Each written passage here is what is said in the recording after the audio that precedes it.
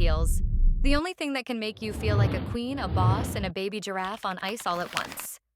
Ever wondered why we willingly stuff our feet into tiny vertical torture devices just to look fabulous? Who invented this madness? And why do heels scream power even when our toes are crying for help?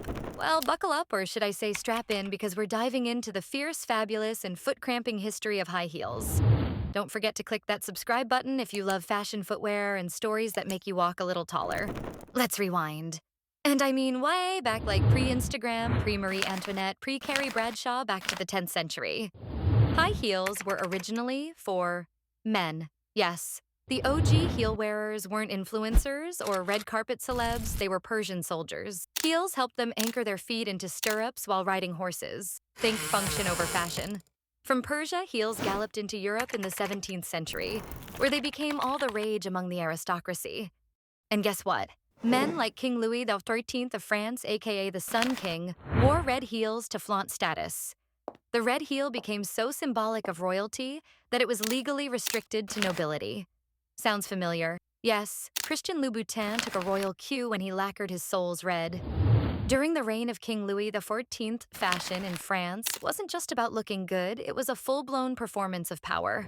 The Sun King didn't just wear red heels.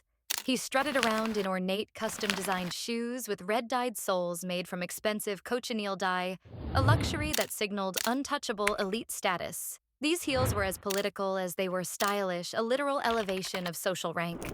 At court, men's fashion was dramatic and flamboyant. Picture wigs the size of small animals, lace collars that could double as satellite dishes, and brocade coats embroidered with enough gold thread to bankrupt a village. Their shoes, often made of soft leather or silk, were square-toed and heavily decorated with buckles, ribbons, and embroidery. Comfort? Not really the point. Status was. Women, on the other hand, wore corseted gowns with wide panniers, those side hoop skirts that made it difficult to fit through doorways without turning sideways. Their heels were slightly lower, but still arched, pointy-toed, and decorated to match their extravagant gowns.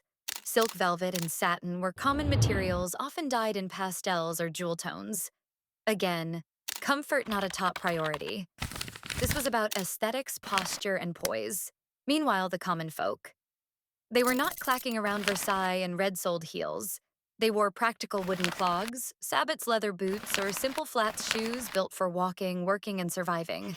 A far cry from the aristocracy's peacocking footwear.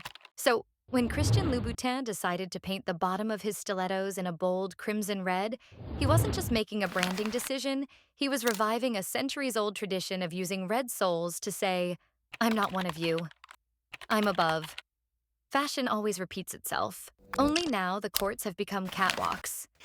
As the powdered wigs of Versailles started to fall out of fashion, so did the idea of men in heels. By the late 17th and early 18th centuries, societal roles and dress codes began to shift, and with it, so did the meaning of footwear. Enter the Enlightenment period, men started embracing practicality and reason, or at least pretending to ditching flashy heels for sturdier, flatter shoes. Heels, once a symbol of masculine, might slowly migrated into women's wardrobes, where they transformed from a symbol of aristocratic status into a marker of feminine allure. Women's heels became slimmer, higher, and far more decorative. The idea wasn't to help with horseback riding or sword fighting anymore. It was about posture grace and, let's be honest, enticing the male gaze. Shoes were no longer just worn, they were flaunted. In the 18th and 19th centuries, as skirts became shorter, relatively speaking, and ankles began to make their grand debut in fashion, heels turned into the ultimate flirtation tool. Think of it as the slow-motion reveal of the Netflix Regency era. By the time the 20th century rolled around, designers like Salvatore Ferragamo were crafting glamorous heels for Hollywood stars like Marilyn Monroe and Audrey Hepburn. The stiletto was born, and suddenly heels were no longer just fashion. They were fantasy. Power, seduction, elegance, all perched on a few inches of precarious leather and metal. Now, fast forward to the silver screen era, the 1950s and 60s, when Marilyn Monroe turned the stiletto into a symbol of irresistible allure. Stilettos became the weapon of choice for femme fatales, sleek, dangerous, and powerful. The Roger Vivier heels Monroe and Elizabeth Taylor loved weren't just footwear, they were declarations. Vivier's collaboration with Dior gave birth to some of the most iconic silhouettes ever seen. Then came the disco era with platform heels worn by both women and men. Yes, thank you, David Bowie. In the 90s and early 2000s, Manolo Blahnik and Jimmy Choo became household names thanks to Sex and the City. Carrie Bradshaw practically made 4-inch heels a requirement for emotional stability. Pain is style. Right now, let's talk about the not-so-glamorous truth. Podiatrists are basically begging us to chill. Heels can cause bunions, hammer toes, nerve damage, and long-term back problems.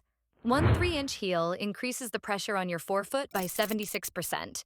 That's like your toes carrying tiny dumbbells while you fake smile through a party. And yet we still wear them. Why? Because heels aren't just shoes.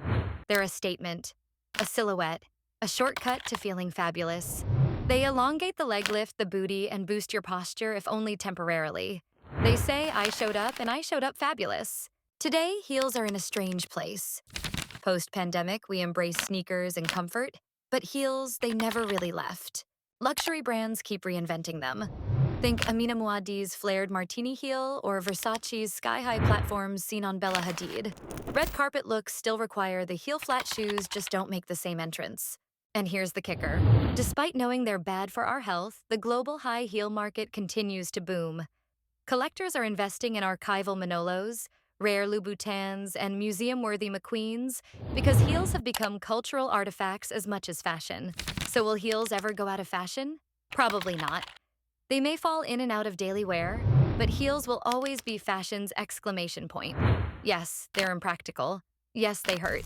But like most powerful things in life, heels demand attention, respect, and a little sacrifice. Let us know in the comments. What's the most ridiculous heel you've ever worn? And was it worth it? And hey, don't forget to like, subscribe, and walk carefully into your next style era.